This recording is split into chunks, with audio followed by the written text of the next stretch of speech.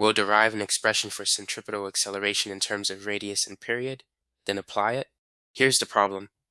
Part A. Starting from A underscore C equals V squared over R and V equals 2 pi R over T, derive an expression for centripetal acceleration in terms of the radius R and period T. Part B. Apply the result for R equals 2.0 meters and T equals 1.5 seconds. First, substitute the speed expression. V equals 2 pi R over T, so V squared equals 4 pi squared R squared over T squared. V squared equals 4 pi squared R squared over T squared. Now insert into A underscore C equals V squared over R. We get A underscore C equals 4 pi squared R squared over T squared divided by R, which simplifies to 4 pi squared R over T squared. A underscore C equals 4 pi squared R over T squared.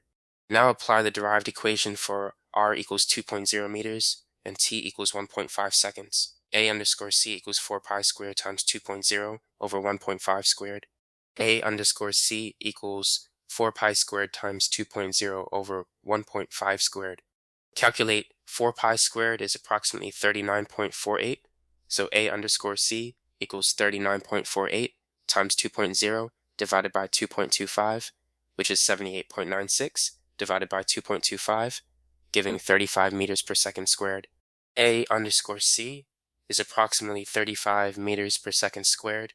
The key formula is A underscore C equals 4 pi squared R over T squared, which relates centripetal acceleration directly to radius and inversely to the square of the period.